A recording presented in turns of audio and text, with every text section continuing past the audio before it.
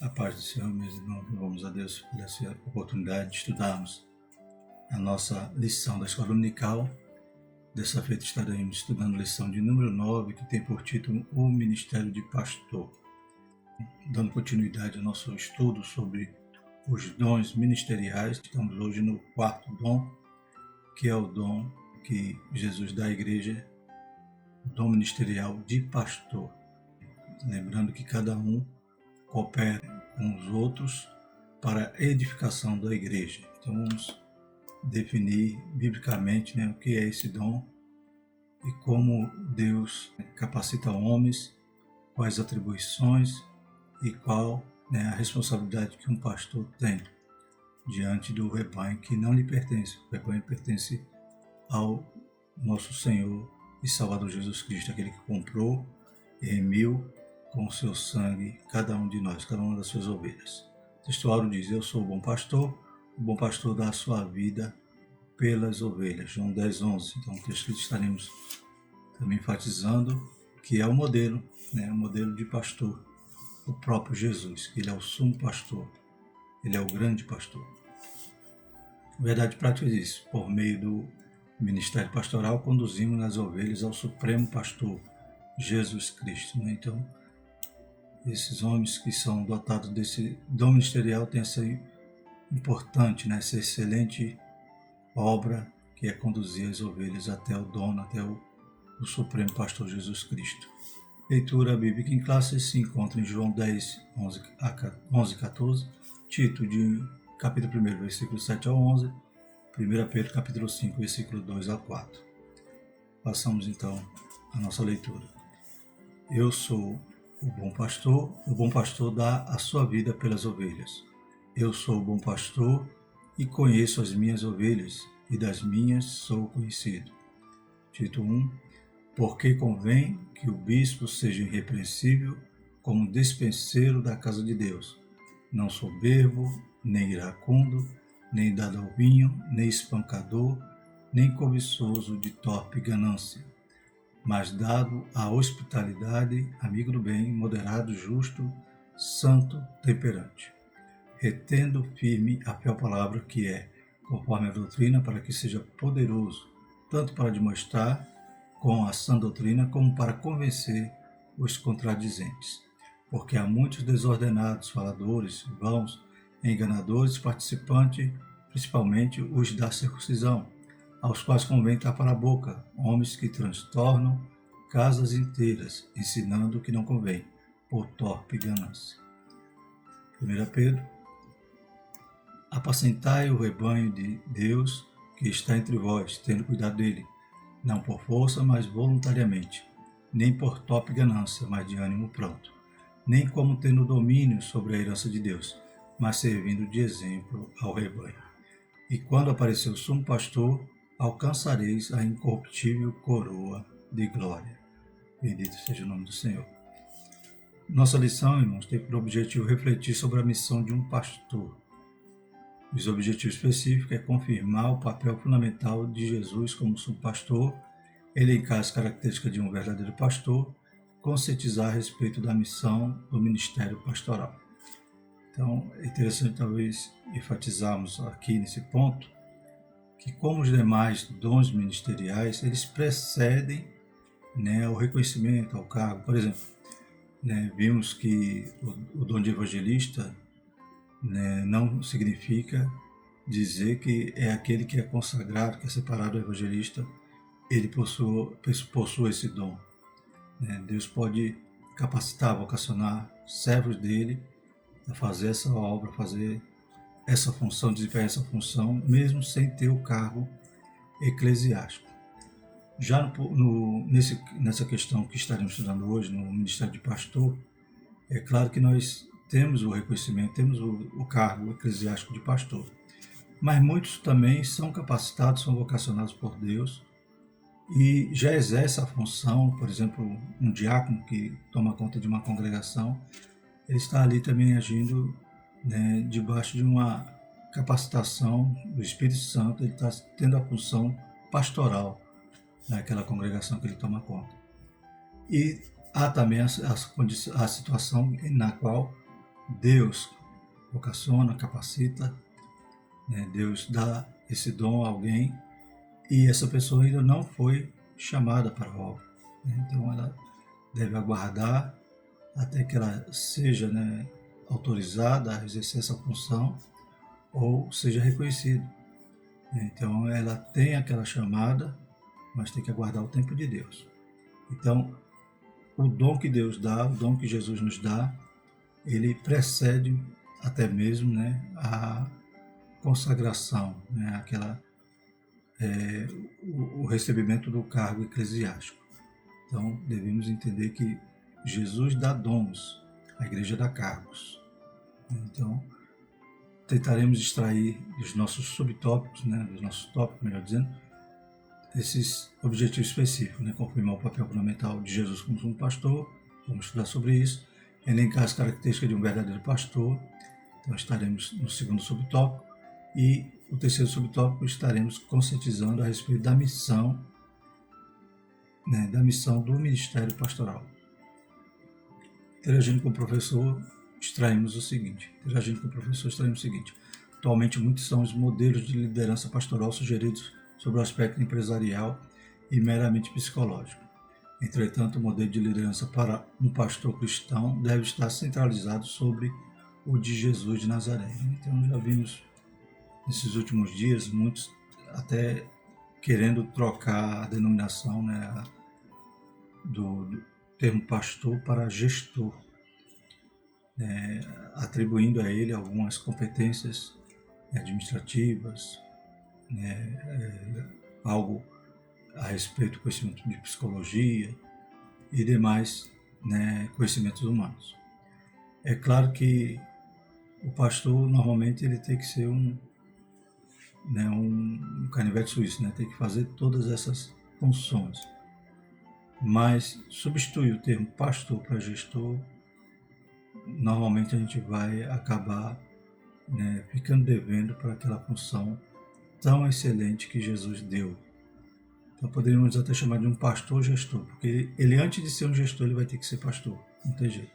Porque ele vai estar tomando conta do rebanho de Deus, das ovelhas de Deus. Então a igreja do Senhor, ela carece, ela necessita, né, de alguém que esteja enquadrado no modelo que Jesus nos dá como pastor. Então ele disse, eu sou o bom pastor, e ele demonstra ali através, né, do texto de João 10, características que o pastor deve, né, se moldar, porque ele não deve ser aquele que é dirigido apenas pelo seu salário, sua motivação não pode ser o dinheiro, mas sim o amor pelas ovelhas. A vida de nosso mestre é o melhor exemplo para um ministério integral, acolhedor, administrador e servidor.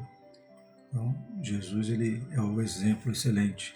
Ele exerceu todos os ofícios, todos os dons ministeriais, Jesus exerceu e ele nos dá um modelo. Seguir a liderança de Jesus de Nazaré pode parecer um grande fracasso, mas em relação a Deus é grande vitória. Então vemos que alguém poderia dizer, não, vamos seguir esse modelo administrativo, essas estratégias, né, de negócio, estratégias de marketing, pensando que o número que isso possa gerar, né, o resultado numérico, possa ser algo que considera-se, né, um êxito. Porém, o melhor êxito é seguindo o modelo de Cristo. Né? Alguém vai dizer, não, isso está ultrapassado, está, né, algo antiquado. Mas sempre na Bíblia a gente vai encontrar bússola, né, direção para os nossos caminhos e orientação, né, sabedoria que vem do alto e não a sabedoria humana que é carnal. Introdução. Ser pastor sempre foi uma tarefa árdua. Muitas são as demandas internas e externas da igreja local. Entre elas, o cuidado para com as pessoas do rebanho, visita a enfermos, questões relacionadas à administração eclesiástica e o constante desafio de se dedicar à oração, à pregação e ao ensino da palavra de Deus. Então, a Bíblia fala, né, que deseja o episcopado, né, excelente coisa, né, almeja, mas sabemos que é uma tarefa árdua, porque alguém pode imaginar que quando chega nesse patamar de pastor, ele passa a ser aquele que o chefão, né? Aquele que vai mandar. Mas no modelo bíblico, né, ele vai ter que descer mais ainda. Ele agora é um servo que vai sobre ele uma carga muito maior. Então vemos aqui algumas incumbências do pastor, ele tem que estar realmente exercendo todas elas. O dia a dia pastoral é desafiador a quem é vocacionado por Deus para apacentar, né? Então, aquele que é realmente chamado, ele se sente, né, constrangido em estar, né, exercendo todas essas áreas com excelência, né, buscando, né, na oração, buscando na palavra para ensinar, para demonstrar, vai estar cuidando de toda a casa de Deus e do seu rebanho. Somente pela graça e o amor do Pai é possível encarar tão grande responsabilidade. Por outro lado, uma liderança madura e servidora é imprescindível ao desenvolvimento da igreja local. Assim, a lição de hoje abordará esse importante ministério, né? Então, todos os ministérios que temos estudado são imprescindíveis, né? São como parte do corpo humano necessário para a edificação da casa do Senhor. Então, em todos os dons ministeriais, né, que temos estudado, nós sabemos que cada um é importante para o desenvolvimento da edificação da igreja, né, do corpo de Cristo. E vemos agora nessa lição de hoje, né, como é importante o ministério do pastor, né? Então, talvez algum professor, né, no dia de hoje vai aproveitar essa aula para tentar destacar algo que falta em seu pastor. Mas, irmãos, o ofício é pesado, né? A carga que está sobre um pastor, realmente, aquele que é vocacionado, aquele que tem uma liderança, como diz na lição, madura e servidora, né? Nós devemos apoiá-lo, né? Devemos fazer como Moisés, quando estava ali intercedendo pelo povo, quando estava naquela guerra, e as suas mãos precisavam estar, né, elevadas. Quando as suas mãos estavam elevadas, o povo, né, ele vencia aquela batalha. Quando as suas mãos cansavam, o povo, né, cedia, perdia ali naquela guerra, aquela batalha. Então nós devemos estar agindo dessa forma, sendo aqueles cooperadores, e não aproveitar a lição para tentar, né, atacar, muitas das vezes, o nosso próprio pastor. O tópico 1 diz o seguinte: Jesus, o sumo pastor. Então vamos mostrar aqui o modelo excelente, o modelo que todo pastor deve se, né, esmerar. Jesus é o pastor supremo, diz o subtópico 1. A expressão grande pastor das ovelhas, que aparece em Hebreus 13:20, refere-se diretamente à sublimidade do Senhor Jesus como pastor no Novo Testamento, marcado pela humildade e despojamento da sua glória. Ele foi chamado grande em seu nascimento. Então, lá em Lucas 1:32, diz o seguinte: este será grande, será chamado Filho do Altíssimo, e o Senhor Deus lhe dará o trono de Davi, seu pai. Em Hebreus 13:20 nós lemos: ora, o Deus de paz, que pelo sangue do concerto eterno tornou a trazer dos mortos o nosso Senhor Jesus Cristo, grande pastor das ovelhas. Então sabemos que o livro aos Hebreus, ele demonstra da superioridade do ministério de Cristo em todas as áreas, né, como sacerdote e também como pastor. O adjetivo grande enfatiza o quanto o Nazareno é incomparável e mediador da nova aliança de Deus com os homens. Então Hebreus nos mostra essa superioridade de Jesus, e ele é o grande pastor, né, que nós podemos então tomá-lo como modelo para sermos também, para exercermos esse ofício, esse dom ministerial. Jesus Cristo é o supremo pastor em todos os aspectos. Ele venceu a morte e libertou o homem da prisão do pecado. Ele é Deus, né? Então ele foi aquele que nos comprou, nos remiu com seu sangue carmesim, e hoje nós somos propriedade peculiar de Deus, graças ao sacrifício de Jesus. Então, ele é o dono das ovelhas, por isso ele é o supremo pastor. O pastor conhece as suas ovelhas. Em João 10,14, o adjetivo bom identifica Jesus como um pastor que, por amor, protege e cuida das ovelhas que lhe pertencem. Por isso, ele é o bom pastor. A expressão designa ainda a intimidade entre o sumo pastor e as suas ovelhas. Estas não ouvem a voz do outro pastor. Então, as ovelhas de Jesus conhecem a sua voz, né?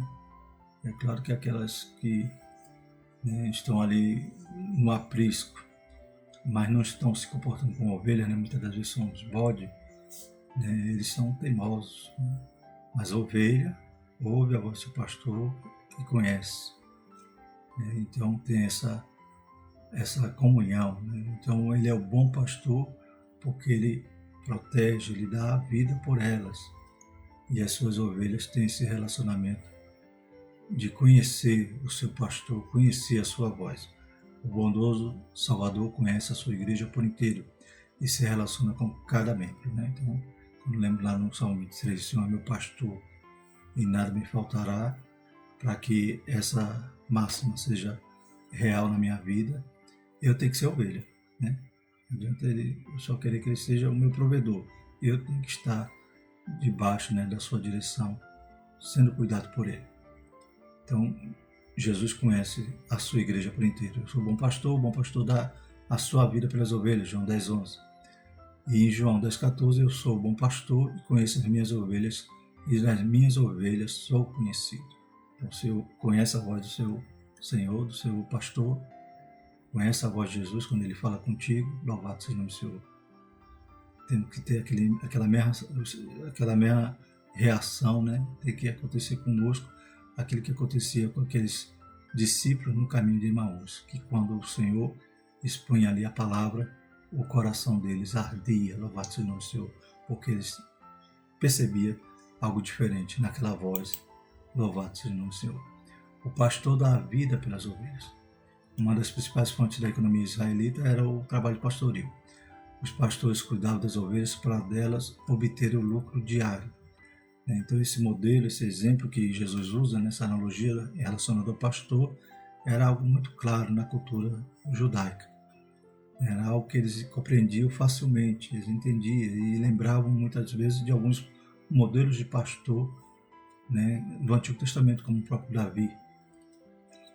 Quando Davi vai relatar ali para Saul a respeito da sua experiência ali no pastoreio, né? Ele fala que matou o urso, matou o leão, mas além de matar o urso e o leão, ele disse que não deixou que as ovelhas fossem tomadas, né? Então, o objetivo ali não era matar o urso ou o leão, mas era resgatar uma ovelha.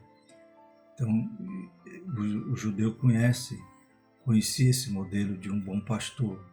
E Jesus agora diz, eu sou bom pastor porque eu vou dar minha vida pelas ovelhas. Temos no texto também de João 10, quando fala a figura do mercenário, né? O mercenário é diferente, né? Ele não cuida das ovelhas, ele não tem essa importância, ele quer extrair, ele quer, né, apenas ter lucro das ovelhas. E em outras traduções, né, nós lemos o assalariado, né?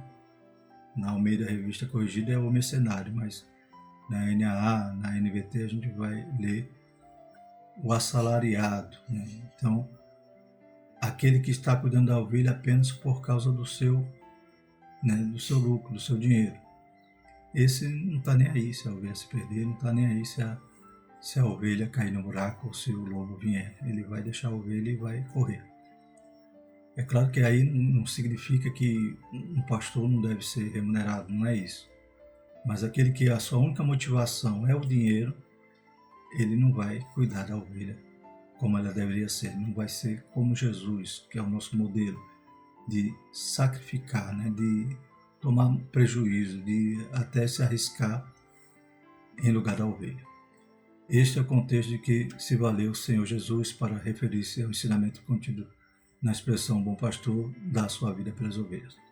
Aqui, diferente dos pastores que garantiam seu sustento no campo através do uso das ovelhas, o Mestre Jesus mostra a disposição em dar a própria vida pelo seu rebanho, né? E foi isso que ele fez, né? Que ele estava apenas anunciando que ele era um bom pastor e tinha, né, toda esse desprendimento para proteger o seu rebanho. Mas ele mesmo cumpriu essa palavra na vida pelas ovelhas, que era Israel, e pelas outras que ele ainda ia agregar, que somos nós. Pastor da vida pelas ovelhas. Os verdadeiros pastores da igreja devem imitar o sumo pastor Jesus. Nele não há jamais exploração alguma do rebanho. Isso deve servir de exemplo a todos aqueles que desejam ministrar à Igreja do Senhor, tal como ensina a palavra em 1 Pedro 5, 2, 4. Então, frisando que aqui não estamos nos referindo à remuneração do pastor, mas à motivação. Qual é a sua motivação? É amor, desejo de agradar ao Mestre, desejo de um dia dar conta a Jesus dessas ovelhas, ou é um desejo apenas de se manter, um emprego, né? Aí, nesse ponto, devemos vigiar e tomar cuidado para saber se realmente somos vocacionados ou não. Então diz aqui em 1 Pedro 5, 2 a 4, apresentai o rebanho de Deus que está entre vós, tendo cuidado dele, não por força, mas voluntariamente, nem por tope e ganância, mas de ânimo pronto. Nem como tendo domínio sobre a herança de Deus, mas servindo de exemplo ao rebanho. E quando aparecer o sumo pastor, alcançareis a incorruptível coroa de glória. Né? Então, o bom pastor, ou aquele que está seguindo o exemplo de Jesus, ele tem uma recompensa eterna, ele tem um galardão, tem a coroa de glória que lhe está reservada. Bendito é o nome do Senhor. As características do verdadeiro pastor. Segundo tópico. O primeiro subtópico é um caráter íntegro. Então vamos falar agora sobre aqueles que têm o dom ministerial de pastor, como ele deve exercer, como ele deve ser realmente. Entre outras coisas, o exercício pastoral envolve a aptidão para ensinar, aconselhar e comunicar-se de forma clara com a igreja local. Porém, essas características não são validadas se o caráter do pastor não for íntegro. Então, em todas essas competências que ele tem que ter, de nada vale se ele não tiver caráter, se ele não for íntegro. Uma das piores críticas que se pode ouvir acerca de um ministro é que sua palavra pastoral não se coaduna com a sua vida. Então precisamos ter pastores que são exemplos, não somente para o rebanho, mas como a própria lição vai nos trazer aqui, a palavra de Deus nos ensina, é que ele deve ser um exemplo até para os infiéis. Os infiéis têm que glorificar a Deus através do testemunho desse pastor. Então a pior coisa é aquele que está promovendo um escândalo, como a gente tem visto nos nossos dias, coisas terríveis que vem à mídia, e aquelas notícias de situações terríveis que muitos pastores estão fazendo, acabam escandalizando todo o corpo de Cristo, e aquele que não conhece a Deus, ele generaliza, até mesmo a igreja, muitas das vezes os membros mais fracos se escandalizam e generaliza aqueles escândalos. Como pode o líder falar sobre honestidade e ser desonesto? De simplicidade e mostrar-se esbanjador? De humildade e comportar-se soberbo? Então, coisa triste. Teve um exemplo um tempo atrás de um pastor presidente, ele anunciando uma reunião de membros, ou melhor, uma reunião de obreiros. E essa reunião de obreiros ia acontecer em um cruzeiro, É algo que foge um pouquinho do modelo de Cristo. Ele poderia até presentear os obreiros com esse cruzeiro, mas havia ali como diz aqui no nosso texto, havia ali a falta de simplicidade, de humildade. A melhor palavra pastoral é a vida do pastor em sintonia com a mensagem do evangelho que ele proclama. Então, temos aqui em Mateus 23, 3 a 5, um exemplo que Jesus cita, ou Jesus expõe, e que os pastores não devem estar enquadrados, é a questão dos fariseus, dos escribas e fariseus. Diz o seguinte: observai, pois, e praticai tudo o que vos disserem, mas não procedais em conformidade com as suas obras, porque dizem e não praticam. Pois atam fardos pesados e difíceis de portar e os põem sobre os ombros dos homens. Eles, porém, nem com o dedo querem movê-los. E fazem todas as obras a fim de serem vistos pelos homens, pois trazem largos filactérios e alargam as franjas das suas vestes. A gente vê aí aqueles homens que Jesus reconhecia eles como sepulcros caiados, porque eram hipócritas, ensinavam, eram conhecedores da lei, mas não praticavam. Pelo contrário, impediam muitos de de chegarem ao céu, né? Empatavam ali de chegarem ao céu com as suas cobranças ou com a sua hipocrisia e colocavam fardos nos outros que eles mesmos não carregaram. Então que os pastores possam ter esse alerta, né, de não viverem, né, de forma hipócrita como um fariseu, como um escriba da época de Jesus. Exemplos para os fiéis e os infiéis. O texto bíblico de 1 Timóteo 3, 2 e 3 afirma que o bispo não deve ser dado ao vinho, espancador, cobiçoso de torpe ganância, contencioso ou avarento. A recomendação é que o obreiro seja moderado, né? Então temos essa relação de características, de qualidades, de virtudes, que Timóteo, né, em 1 Timóteo está registrado também. A gente viu que em Tito também temos uma outra relação. A igreja, o corpo de Cristo, precisa contemplar em seu líder sinais claros do fruto do Espírito, tal como autocontrole, mansidão, bondade e amor. Essas características denotam idoneidade moral e maturidade espiritual. A mesma postura moral que o pastor atesta aos fiéis deve ser demonstrada igualmente aos infiéis, né? Convém também que tenha bom testemunho dos que estão de fora, para que não caia em afronta e no laço do diabo. Esse bom testemunho, né, é uma coroa de glória, né? É algo que, né, as pessoas vão olhar e vai dizer: ali vai um homem de Deus, como acontecia nos dias do profeta Eliseu. Então que nós possamos também dar testemunho e ter, né, gerado em nós, em nosso caráter, o fruto do Espírito. Louvado seja o nome do Senhor.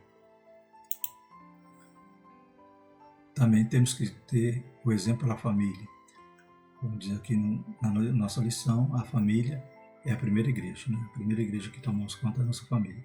Não podemos esquecer que antes de ser exemplo para a igreja local e com os de fora, o ministro do Evangelho, em primeiro lugar, deve ser o exemplo para a sua própria família, sua primeira comunidade e igreja. Então, a sua primeira igreja que ele é pastor é a sua casa. Governar a própria casa com modéstia e equilíbrio, criando seus filhos com respeito, 1 Timóteo 3,4. É o testemunho que toda família cristã deseja experimentar na convivência sadia com o pastor que é esposo, pai e avô. Né? Sabemos que a casa do pastor, a família do pastor, é uma vitrine. De certo, né, que muitos filhos de pastor se desviam, né, é uma família comum que tem todos os problemas que as outras têm. Mas como a Bíblia nos orienta, né, que ele governa sua própria casa, né, com seus filhos com respeito e com equilíbrio, né? Então ele mantendo seus filhos ali, criando seus filhos em obediência. Portanto, todo obreiro deve cuidar bem do seu lar, pois sem o devido respaldo, deixe o seu ministério jamais terá credibilidade. Então sabemos que é uma vitrine, mas o pastor ele não pode trocar a prioridade, né? Ele tem que ter a prioridade do seu relacionamento com o Senhor, a sua família e, né, em terceiro lugar, a obra do Senhor. Então, ele, cuidando dessas prioridades, ele faz o seu papel.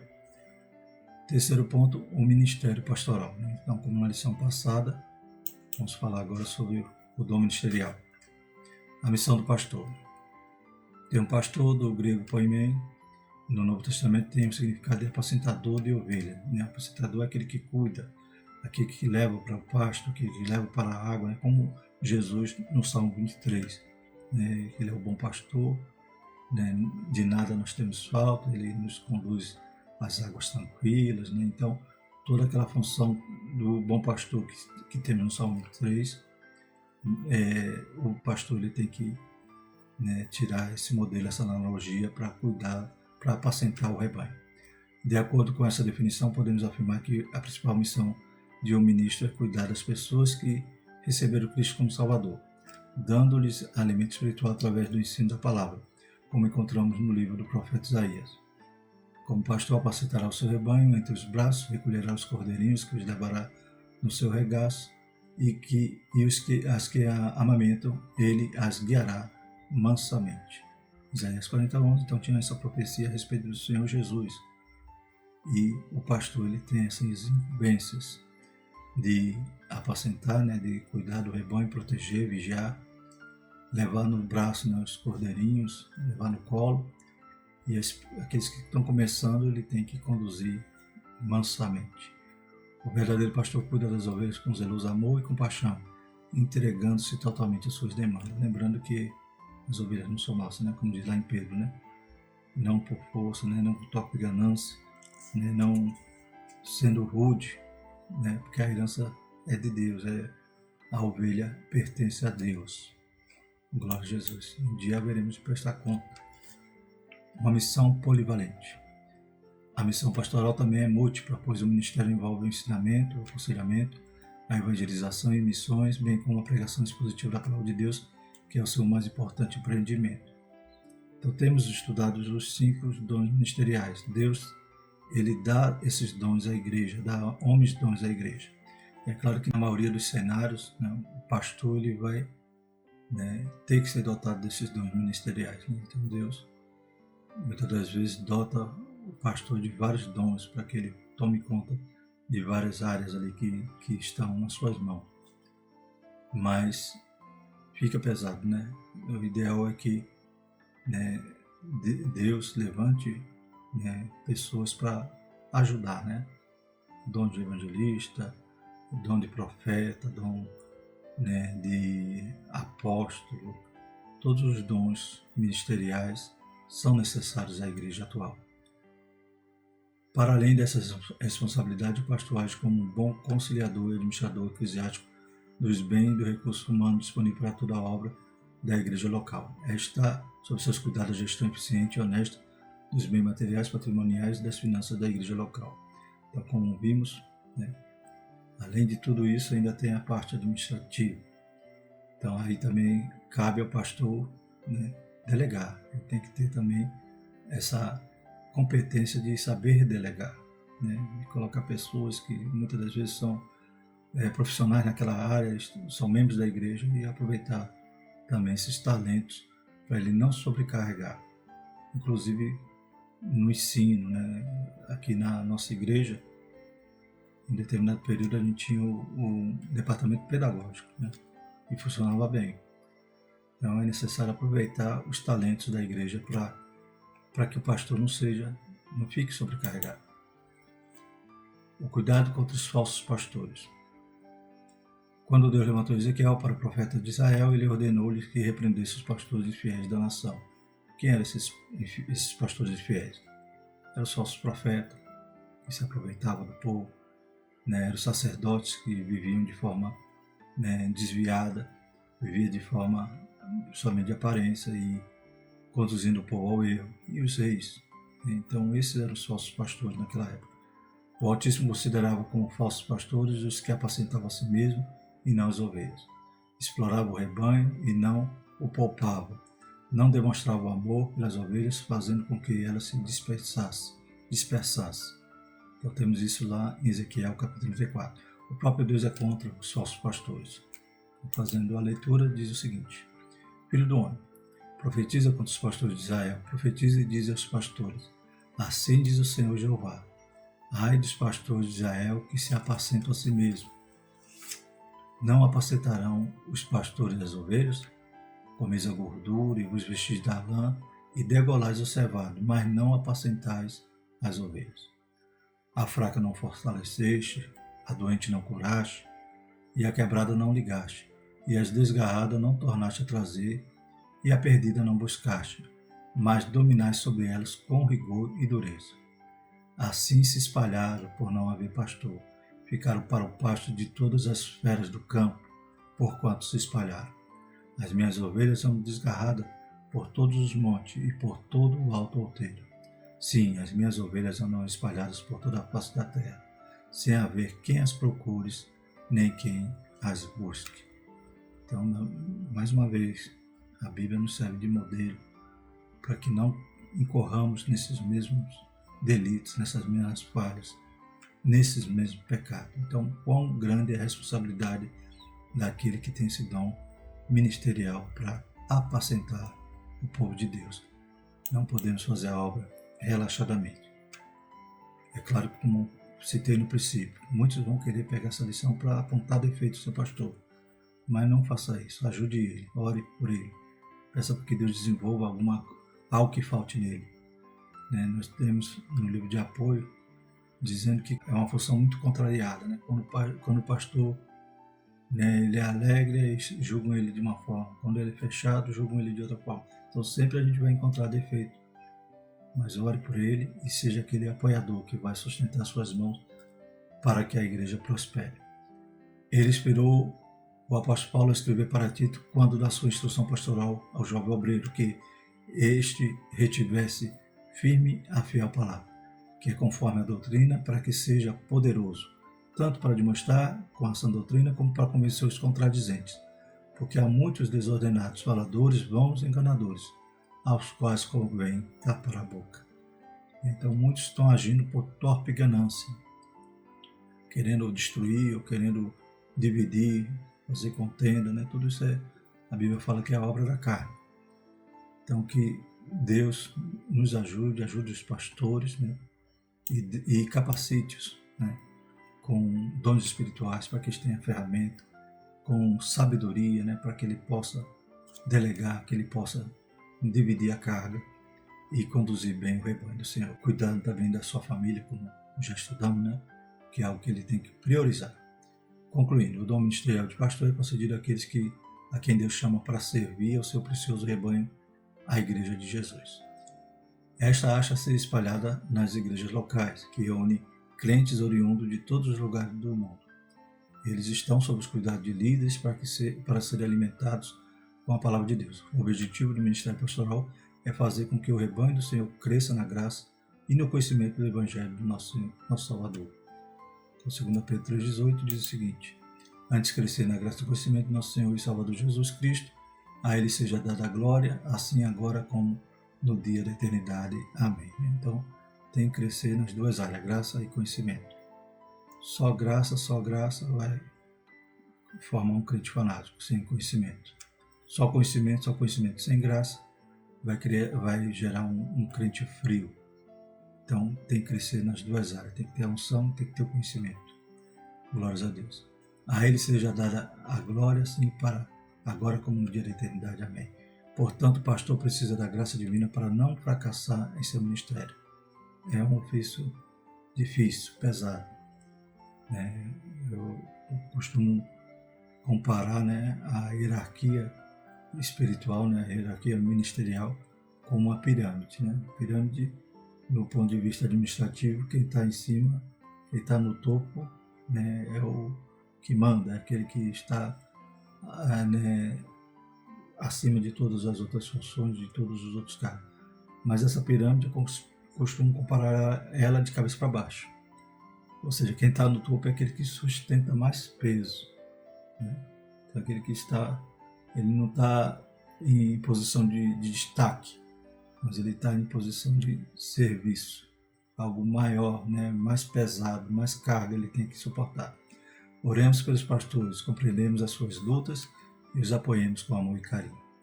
Hebreus 13:7 diz: lembrai-vos dos vossos pastores que vos falaram a palavra de Deus, a fé dos quais imitai, atentando para a sua maneira de viver. Em Hebreus 13:17, obedecei aos vossos pastores e sujeitai-vos a eles, porque velam por vossa alma, como aqueles que hão de dar conta delas, para que o façam com alegria e não gemendo, porque isso não vos seria útil. Próxima lição, vamos estudar o ministério de mestre ou doutor, né? Para concluir, então, esses 5 dons ministeriais.